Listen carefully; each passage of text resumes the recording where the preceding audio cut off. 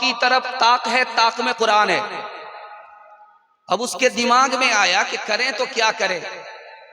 अगर पांव की तरफ पांव करते हैं ताक की तरफ तो कुरान की भी अदबी होती है, और अगर सर करते हैं ताक की तरफ तो किबले की भी अदबी होती है, और अगर कुरान को हटाते हैं तो ये कुरान की नाकदरी होती है। वो सोचता रहा करे तो क्या करे। वो रात भर बैठा जागता रह गया, सोया नहीं। ये सारी मुसीबत सोने पर है। या तो किबले की बेअदबी होगी, या तो कुरान की बेअदबी होगी, या तो कुरान को अपनी जगह से हटाना पड़ेगा। इस अदब से अल्लाह ने खुश होकर के उसको ऐसा इनाम दिया, पूरी दुनिया की सबसे बड़ी हुकूमत को उसको अता किया, कुरान के सदके में, कुरान के अदब में, और उसके पूरे खानदान को अल्लाह ने बादशाह बनाया। अल्लाह के रसूल पैदल हैं, सहाबी सवार हैं।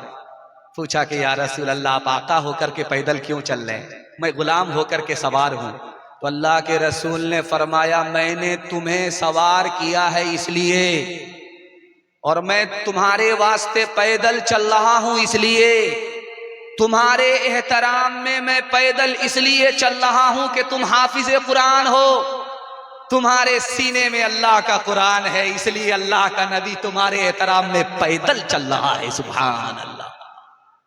एक ही बच्चा आपका हाफिज भी बनेगा, मास्टर भी बनेगा। तरीका क्या है कि 5 साल अपने बच्चे को आप स्कूल में पढ़ाइए, 3 साल के लिए आप उसको मदरसे में दाखिल कर दीजिए। 5 साल स्कूल में पढ़ाइए, 5 साल जब स्कूल में पढ़े तो स्कूल से निकालिए, मदरसे में 3 साल के लिए दाखिल कर दीजिए। 3 साल में बच्चा आपका हाफिज कुरान हो जाएगा। और जानते हैं उसका दिमाग कितना तेज होगा? जैसे पत्थर पर चाकू तेज होता है, उसी तरह इसका दिमाग तेज हो जाएगा। और ये 3 साल का जो गैप हुआ, आप अपने बच्चे को ट्यूशन कराइए, ये हर बच्चे को पीछे छोड़ देगा, सबसे आगे निकल जाएगा। जानते हैं क्यों? जिसके लिए कुरान आसान, उसके लिए दुनिया की कोई किताब मुश्किल नहीं। सुभान। ये बगल में दालकोला स्टेशन है और इधर किशनगंज स्टेशन है। बाप अपने बच्चे को लंदन भेज रहा था पढ़ने के लिए, बैरिस्टर बनाने के लिए लंदन भेज रहा था। बच्चा जब गया तो बाप ने उसको स्टेशन में छोड़ा, किशनगंज में ले जाकर के छोड़ा, दालकोला में ले जाकर के छोड़ा। जब बच्चा वापिस आने लगा बैरिस्टर बन करके, तो बाप को इत्तला किया कि अब्बा मैं आ रहा हूं, बैरिस्टर बन करके आ रहा हूं, नोट की गद्दी पर तुमको सुलाऊंगा, इतना पैसा कमा करके मैं तुमको दूंगा, बैरिस्टर बन करके आ रहा हूं, लंदन से आ रहा हूं। बाप को जब पता चला तो मारे खुशी के फूल का माला लेकर के स्टेशन में चला गया। तो बच्चा उतर करके बाप से ही पूछ रहा, तुम कौन हो, मैंने तुमको पहचाना नहीं। बाप बूढ़ा जरूर था मगर बड़ा सियाना था। बोला हमको नहीं पहचाने, तुम्हारी जो खाला है वो मेरी साली है, तुम्हारा जो मामू है वो मेरा साला है। सारी खुदाई एक तरफ, जोरू का भाई एक तरफ। स्कूल में कॉलेज में पढ़ाओ इन्हें, लेकिन आसार जमाना भी दिखाओ इन्हें, लेकिन आसार जमाना भी दिखाओ इन्हें, लेकिन बच्चों को अपने दीन से हरगिज़ न हटाओ। हर घर में कोई हाफिज कुरान बनाओ, हर घर में कोई हाफिज कुरान बनाओ। अस्लाफ की पहचान है ये दीनी अदारे, मिल्लत के निगहबान है ये दीनी अदारे।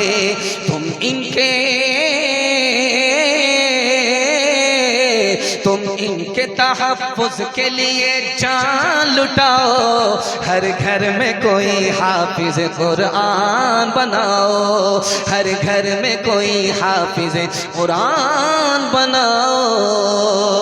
माशाल्लाह माइक वाला इतनी अच्छी सर्विस दे रहा है। आधा जलसा तो माइक से निकल गया, और जलसा खत्म होने दीजिए, हम इनको कलकत्ता लेकर के चले जाए। पहला पैगाम आपकी खिदमत पर रखने के लिए जा रहा हूं, खुदा की खुदाई के हवाले से सुना रहा हूं। आप लोग यहां से लेकर के वहां तक सुनने के लिए तैयार? जो उसके साथ हाथ उठाइए इंशाअल्लाह। आज आजान सुनेंगे, कल नमाज पढ़ेंगे, हाथ उठाइए इंशाअल्लाह। आपका इम्तिहान जारी है, जब तक हम कुर्सी नहीं छोड़ेंगे आपका इम्तिहान जारी रहेगा। एक दोस्त दूसरे दोस्त के यहाँ आया दावत में खाना खाने के लिए, तो देख रहा दस्तरखान तो बहुत बड़ा है, लंबा चौड़ा है, खाना बहुत कम है। तो बोला रे इतना बड़ा दस्तरखान और इतने बड़े हाथी को बुलाया, तो हाथी के मुंह में जीरा है, इससे क्या हुआ? बोला दोस्त घबराइए नहीं, खाना तो कम है मगर बिस्मिल्लाह पढ़ करके खाइए, बरकत ही बरकत होगी। समझ में आ गया? बिस्मिल्लाह वहां पढ़ा जाता है जहां खाना कम होता है। जब ये अपने घर गया तो अपने दोस्त को बुलाया, खाना बहुत सारा पका करके दस्तरखान पर रख दिया। कहा दोस्त बगैर बिस्मिल्लाह पढ़ करके खाना खाइए, खाना बहुत ज्यादा है। कुरान में एक आयत है, उसका नाम है, उस आयत का जुमला इस तरह है, इन्नहु मिन सुलैमान व इन्नहु बिस्मिल्लाहिर रहमानिर रहीम। कुरान में एक आयत है, सूरे नमल की आयत है, 19वें पारे में यह आयत है।